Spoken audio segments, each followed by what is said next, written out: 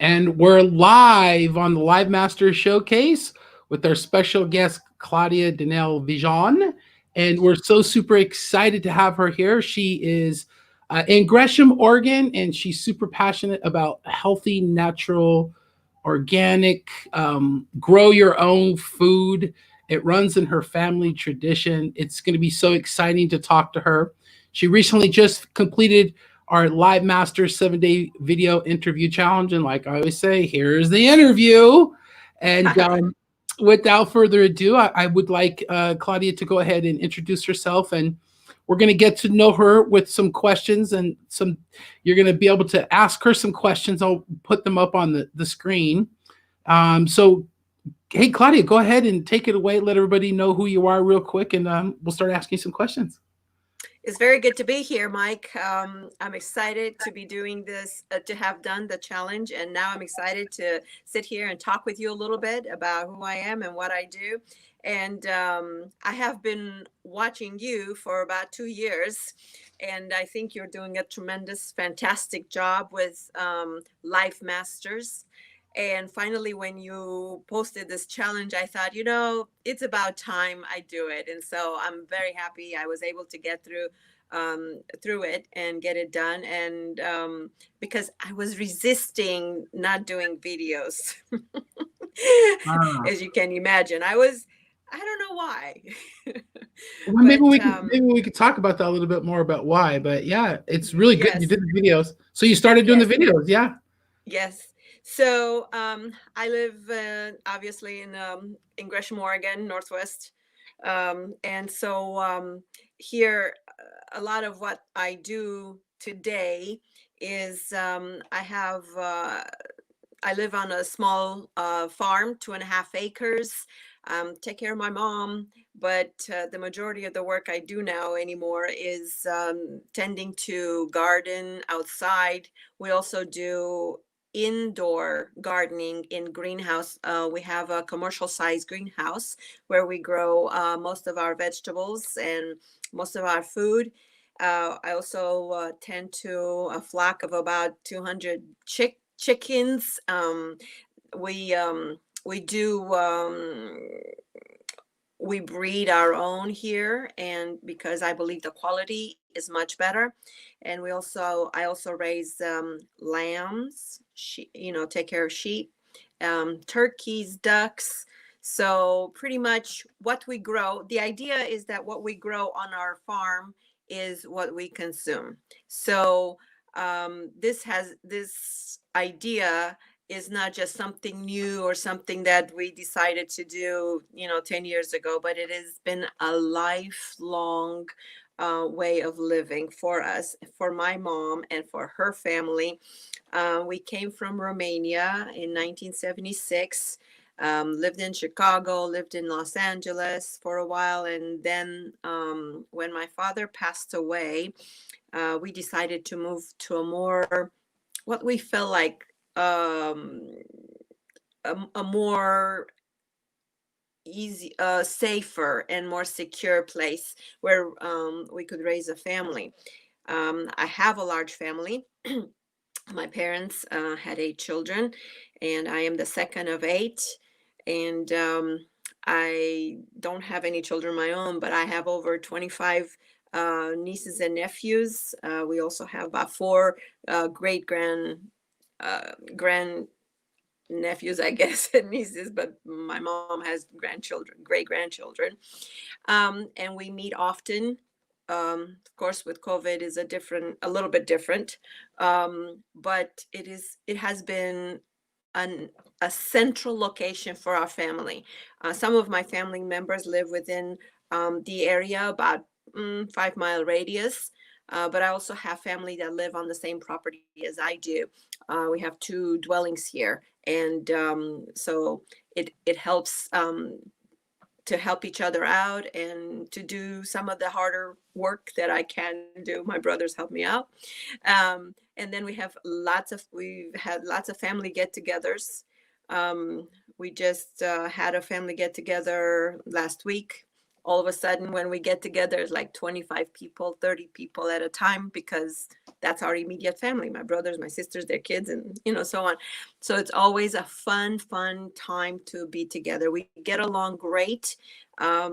We're Christian. We love to get together and sing and have a good time, worship. And my father was a central part of our family. He was a very faithful man and a man of God, and he nurtured this tradition of gathering together and being together, and um, where everyone encourages one another, and you gain strength from that. And we lived in communist Romania. I was born and raised there. I came to this country when I was 16 years old, and I have to tell you, living in a communist environment, all I knew growing up was fear of government, fear of what you say, you know. So, because they didn't have the technology we have today, every third person in Romania at the time that I lived there, every third person was an informant. So, what that meant was you had to be very careful what you say, who you say it to, because you didn't know who will go and tell on you. And why will they tell on you? Because there was an incentive. That's how you kept your job, and that sometimes they were paid for information if the person was a valuable, um, or from their perspective you were a danger to their society, so therefore they wanted to keep a closer eye on you. Anyway, so that was the environment that we came out of when we came to the United States in 1976. Didn't have very much English skills at that time, but You got English skills. You got English skills now. I'll let you know that for 100%. No, I'm going to ask you a question. So what? Because this is really fascinating to me. To think that you grew up like that, and what sort of things did were they? What kind of information did they want to know about that they were paying these people for? Is it like people that were just trying to like be more free thinkers and any sort of thing, anti propaganda that people were saying? That's kind of the people they were targeting, kind of deal, or yeah, so what they were targeting, yes, they were targeting first and foremost free thinkers, academia, any professionals that did not uh, did not approve with their line of thinking, um, and people of faith, who were people of faith, who they considered to be a threat to society, because Christianity was not was a different mindset, and Christianity offers freedom to the individual. And so they didn't want an individual, they wanted a collective. So you have to be part of the collective. Well, to be part of the collective, you have to agree and approve, and not approve because they don't care about your approval. You just go along with the flow, and you just fulfill their agenda, their principles, their so one of them, so what were their principles? Their principles was that they wanted to promote communism worldwide. That was one thing. um, they they didn't care, like for instance, a worker, everyday worker, they made $35 per month equivalent, right? When you couldn't have a business, because everything was company, it was government owned. All the companies, all the places that you worked, that you could find employment in, they were all government owned. So in that sphere of the government own employment area, your employer, or wherever you went to get a job, they had different levels. If you were a communist member, you automatically qualified for whatever position they had available. But if you did not want to be a communist member of their party, then you had no rights really. As an employee, they would just put you in a corner somewhere and give you some work once in a while. And oftentimes, you know they they didn't they didn't consider you. But because they had a policy that to show the West, because everything they did is like two levels. One level of function was to show the West that there is freedom under communism, but the underlying policies that were distributed in throughout the country and people had to adhere to, they were very strict and very demonic, because and that's how you were treated. And so because Romania was receiving aid from United States through the most favored nation um, aid, they had to fulfill certain amount of uh, conditions. Well, they couldn't allow information to get out of the country that were opposing those conditions, because then they wouldn't get the aid anymore. So there was a lid on anything that was not, on everyone and anything that would rise up their head, for instance, to say, well, I don't agree with this, or there are human rights abuses, or there are Christian, there's no Christian liberty, when they claim that, yes, we have Christian, we have a constitution, we have this and that. But when you came to claim that right, you weren't allowed to. So my father was a preacher, and he loved God, and he loved the souls of people. And consequently, he had a lot to suffer for it. And that was the basis of how we were able to escape and come to this country. The American government actually got involved and helped us out. And, I have to say, it was a supernatural kind of a situation, because nobody was leaving that country at that time in 1976. It took us 3 years to get a visa. No, sorry, 6 years to actually get a passport. The visa was a different issue, but to actually get a passport. And supposedly at that time, the government was telling, through their political policies, they were claiming that, oh yeah, people can come and go as they want and so on. So what they had was these work exchange programs. They would send workers from Romania to like Libya and just different countries and so on. And they called those work freedom to leave. But those were not, there was no freedom to leave. Those were all government sanctioned kind of programs, and people only got in there if they were communist members, and those people were conducting spy work, even though they were construction workers, or they were doing menial work. They had degrees of military degrees, and then they would conduct spy work.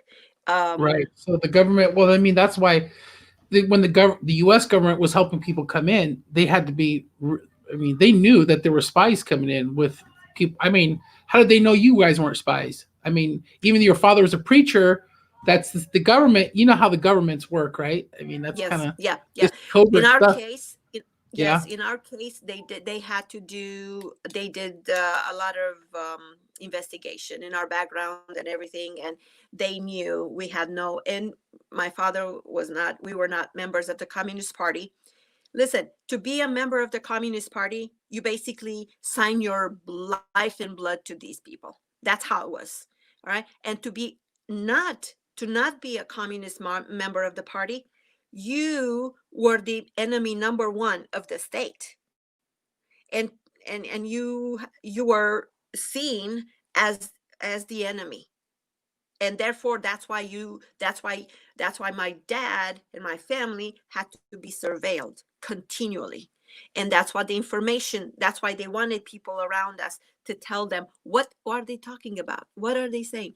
Romania, being in Eastern Europe, throughout the summers, people from other countries like Germany, Italy, all those places, they would come on vacations, and they were able to drive through Romania, and they were able to come and leave. We weren't. So as children, we would sit there on the street by the yeah, by this at the street, and we would watch these cars go by with their emblems wherever they were from, whatever country they were from, and we would sit there and we would count and we'd say, okay, today I saw this many cars from Czechoslovakia, from Germany, from communist Germany, because the there were Germany was still divided at that time. Anyway, that was kind of a game we played. And sometimes there were some people, like from like some German people, somehow they got our address, they got our information, we don't know how, and they would come and look for us, and they would come in, just to visit. We didn't speak German. However, when they would come, because there was such, like Venezuela right now, they don't have food. Well, that's what was happening in Romania. People didn't have food. And so they were just like scrounging food from different places. So when these cars would come, and they would come sometimes, and they would stop at our house, they would come and they would see, they knew that there'll always be, neighborhood children and possibly children. They didn't know, just what the situation would be. And they would always be prepared with something to leave for us. We were so grateful. I mean, it was like sometimes it was just school supplies, but other times they would have like butter. They would have like different things like chocolate, or maybe dried sausages or something like that, and they would come and bring them to us. Well, we shared with everybody in the neighborhood. Well, guess what? Somebody in the neighborhood then the next day would go and say, hey, tell that there was a car, one of these foreign cars, coming to our house and brought us things. Well, so one of the things egregious, very, I mean, that was, you were not allowed to have interaction with foreign people. That was very strict. The other one was you could not own any gold. And these were quite dangerous things. But we had no way to know people were coming to our house. We had no way for people to, to discourage them, or we couldn't even speak their language. We just sat there, we smiled, and we would say in Romanian, "You're welcome," and they would be so happy and smiling, and Wow. that meant a lot to us. And they would give us little gifts, and they would Mhm. say, they would make the sign that they're Christians, and then they would sing a song with us, and we would just be so excited and so happy. And but the encouragement we received from that, it was that here we were in a prison, like in a prison country, and here we were, we couldn't go anywhere outside of the country. Sometimes we couldn't even travel within the country because it was illegal. They made it illegal to do that. And here these people would come and visit us. The encouragement we received and the happiness, those were the happiest moments sometimes. And in the darkness that we were under, the fear, the constant oppression, that we felt from their laws. My mom would always say, she says, every day we got new laws. All they did was just turn the knot, more and more and more every day. My dad had another saying. He says, even demons have something to learn from communists on how to torture and how to make life miserable for a human being.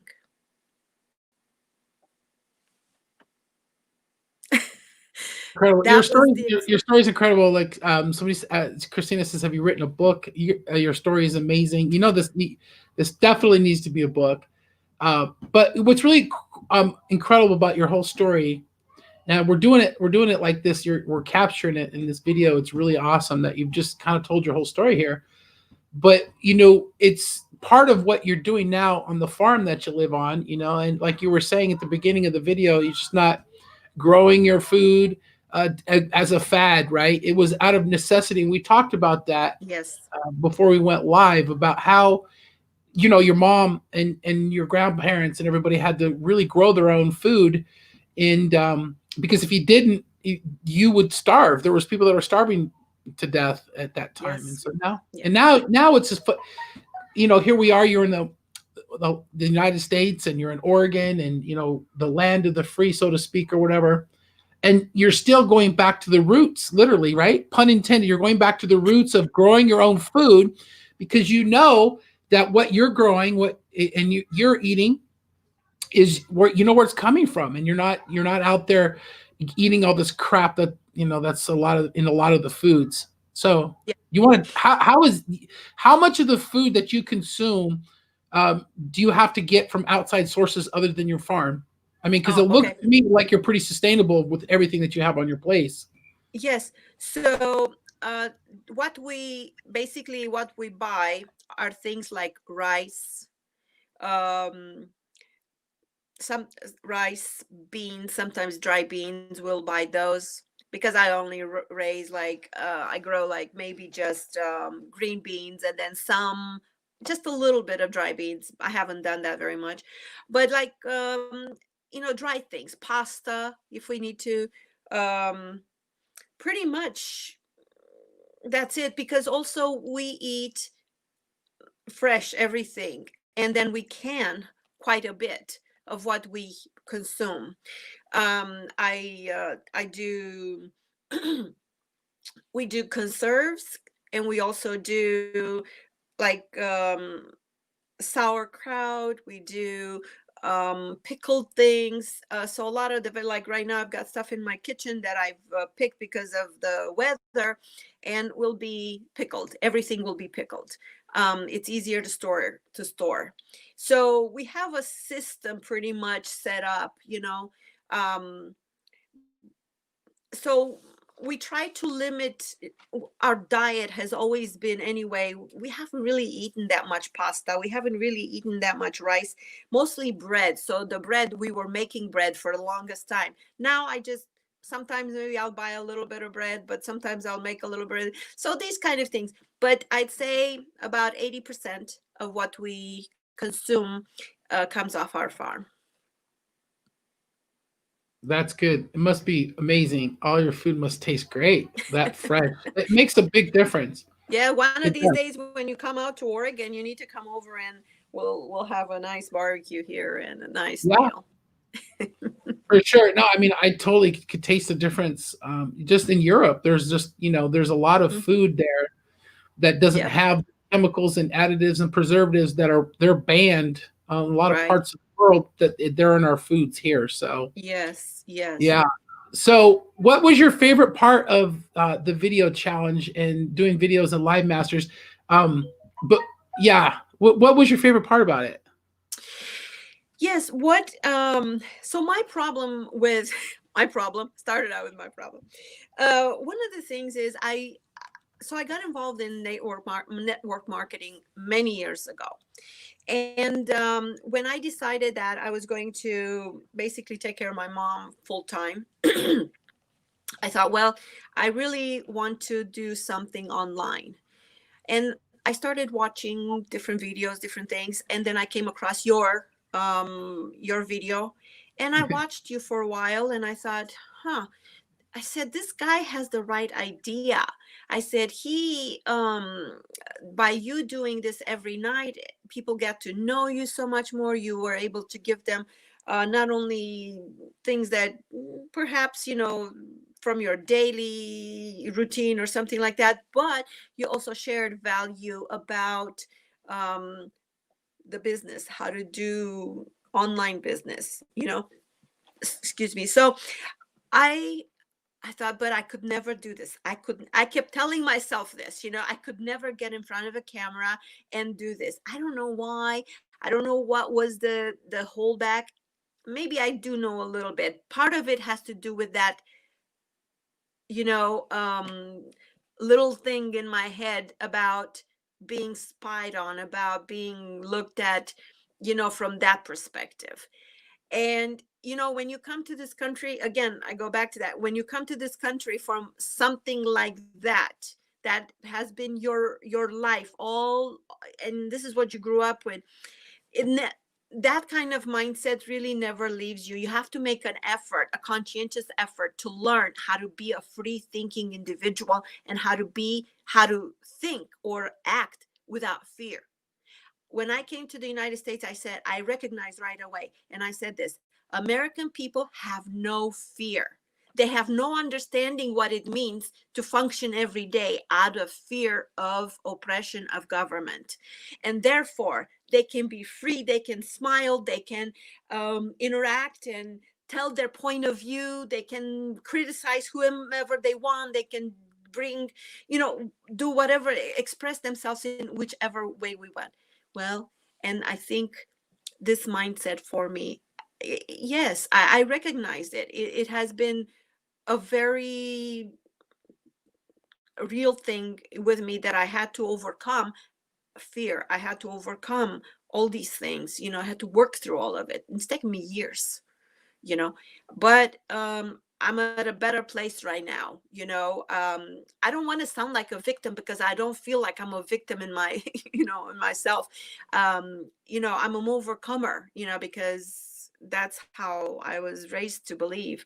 And so I believe that I could do it, but I just needed a platform. And your platform, the Live Masters, through the challenge, gave me that platform to start out slowly, or to start to come in. And you providing the questions, it gave me an opportunity to go in and talk a little bit about, to answer those questions.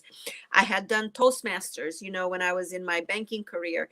And it helped me to kind of have a point of reference of what I needed to do. And that was also a little bit of what needed to happen here too, in order to be able to fulfill the all the 6 days of the challenge. I had to make a special effort, and I would think about the subject matter every day, and I would prepare, and I would say, okay, well, I just need to make sure what I need to say, and so on. And yeah, I like going through that whole process. I think you're incredible. I mean, if somebody's watching this video, anybody that watches this video would totally see how easy it is for you. You're such a free speaker. You're articulate. You're sharing stories. It's impactful. Man, I can't wait to see more of your videos. I know you're going to keep going, Yes. um, and you're going to keep sharing this stuff. I definitely suggest that you kind of share more of your garden and stuff like that on your videos, because it's really cool. The whole story is cool. Because on your page, I saw some of the pictures of how you're growing stuff, and like your mom and stuff like that. It's really cool. That's why I love the videos. I didn't realize actually how long that you were watching my videos before. I didn't know, because you didn't really say a whole lot in the beginning when you started watching my videos, and then you would just say No. little things here and there, and Yeah. then I don't know, we just started talking, and here we Yeah. are. Yeah. And I'm just so happy to be a part of this, because I really feel that you have a platform already, and it's called Your Story, right? Your story is your platform that you could create, which is amazing, right? I didn't When I started doing all this, that's part of my story. I didn't know what the heck I was doing. I just started doing it, right? And so Yeah. I'm glad. That's why I'm giving back for it. Because look, the story that just came out on video, like, this is incredible. I really was fascinated about how what it was like for other people to grow up and experience different things. And when people come here to this country, it's totally different. And people that come from other countries respect the things that are here, in ways that, if you grow up here, that it's just a different perspective. It truly is. You've had different Mike, experiences. You know what I mean? Mike, the very thing you and I are doing right now, the very thing you're doing, you wouldn't be able to do this under communism, Yeah. Yeah. because they censor everything. It's Right. micro censoring, right? Yeah. And that's kind of like what you're hearing a little bit of today, you Yeah. know? Well, it could be argued too, though, that to a certain extent, that's what they're doing with social media right now. I mean, Absolutely. regardless of what you believe in politics, I mean, for the president to be on social media, number one, that's just it's the age we live in. Number two, for him to be censored is like okay, Right. like it just when we know that he's getting censored and then it comes out what he was censored for makes him what they tried to censor him for more bigger than it originally was, which that's part of it doesn't make sense. It's just like Yes. whatever. Yes. And the thing is, what you're seeing right now is just the tip of the iceberg, just the Yeah. beginning. The Mhm. next step will be to take that censoring from there and bring it to your home. Yeah. Yeah. Yes. And so, but anyway, my Yep. garden is my labor of love. I love Hmm. it. I do it every day. I believe God was the very first gardener, and he put man in a garden for a reason. And every day I love being there. I thank God every day when I'm out there, and he gives us the sunshine. He gives us the rain. I can't say in Oregon that I'm always thankful for the rain. We have a lot of rain here, but it's a pleasure, and it's work, and it's made me think of different ways, different ways how to become more efficient, and more effective with less. And so it's been an experiment as well. I do experiment with different different plants, also different trees out of the area, because I want to see how I can grow things that are not natural, like avocados or lemons Mm. or those kind of things in my greenhouse. And right now we have avocado, we have lemons. They're about this big, and they're starting to ripen, and so I'm excited about that. This is the second year that we've been able to harvest lemons from the greenhouse. And then we have avocados, and Mm. we have my brother has a farm in California with avocados, and so we brought some starts here, and we decided that we would give it a try and see how that works in the greenhouse. And so far, it's our second year of growing. Avocados take about 6 to 7 years to produce fruit, and there's only certain species that can do that. And so yeah, I'm experimenting with different things, Yeah. like even like figs, and Mm. also grapes. So we're I saw looking. the grapes. I saw the grapes in there in your greenhouse. Yeah, we were experimenting with the amount of time that it takes to grow grapes in the greenhouse versus outside, for Mm. eating table greenhouse grapes. And by July, we usually have ripe grapes in the greenhouse. We bring the we've put them in containers so we can take them out when it's really hot.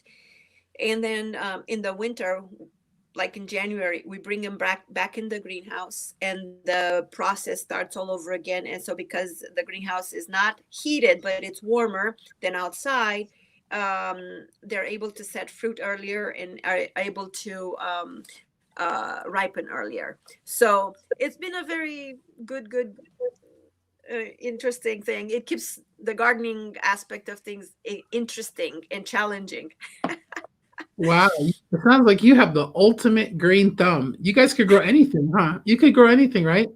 I believe, and I'll tell you, anybody can grow anything. When I was in college, I was growing. I had a little studio up on a fourth floor building, and downtown Portland, and I grew my lettuce, my herbs outside the window in this in this box. So, and then later on, when I was at one of my jobs, I wanted to show people they can grow anywhere. They can grow food in their car if they want to. In their And car. I had one of those blazers, and I put it in. I put my in March. March came around, and here, March is the dead of winter here. So I put these seedling trays in my car, and everywhere I went, my seedling trays went with me, because my car became like a greenhouse. And then my plants started growing and they became, nice, and everything starts. And I gave them to different my co-workers, and I potted them in different little pots, and I gave each one some, and I said, just put it on your patio somewhere, let it grow. And sure enough, some of them did do that. But I wanted to show them that they could have a greenhouse. They could grow food anywhere, because I believe that's what will sustain us as human beings in any kind of situation. Like it sustained us when we lived in communism and didn't have any food or any way. Because communists, what they do is they have their own stores where they go shop, but for the rest of the people, they give them the garbage. You know, Mm. uh, my mother would go to the grocery store to buy something. They would sell her the potatoes along with the dirt and everything, put it in there. If you complain, they'd say, oh, you don't like it? They'll take it away from you and give it to the next person that didn't say anything. Wow, And that's I have crazy. many stories like that. But what I'm saying to you, they have no regard for life. They want enslavement of the individual to work for them. And, you know, the system is no different than what you would have in a capitalist system, but communists use fear and domination and force to contain the people, so that you don't have freedom to exercise your god-given talents. Mm. That's why our constitution says, we have inalienable rights, rights that cannot be taken away from us as human beings. So for me, that takes a different meaning. You know what I'm saying? When I'm Mm-hmm. thinking of those what an inalienable rights means. To me, that's real, something real Yeah. that I can benefit from. Well, what an amazing interview. I can't say how grateful I am that you came in and you shared your story with everybody here. Is there some way that you want people to get a hold of you? Do you have a group or anything, or are you just what are you I doing? don't have a group, but I just have my Facebook. People Okay. can reach me over there, Claudia Dinel Vichon. And yeah, I'll be happy to respond to whoever would like to contact me. And if you have questions, please feel free to do so. I also can do email if you'd like. I can just put it on my just instant message me or something. Yeah. Awesome. Well, thank you everybody that tuned in to Thank you. this video here, this interview. And if you know anybody that's interested in taking this challenge and doing an interview, let me know. Actually, we only got a couple of days left, and we're gonna stop this challenge because I was telling Claudine, I was like, oh my Claudia, I was like, oh my gosh, I'm really surprised how many people finished the challenge, and I'm honored and thrilled that you were here to share your story today. We're broadcasting this on my personal page, into the Live Masters, and on our hashtag Live Masters YouTube channel. So if you want to check out more interviews just like this, they're all in those locations where you can check them out. And I'm super excited to get to know you a bit better. And I know this is not going to be the last time we do some fun stuff like this. So with that being said, thanks everybody. Stay safe. God Thank you. bless. And we'll take it easy. Bye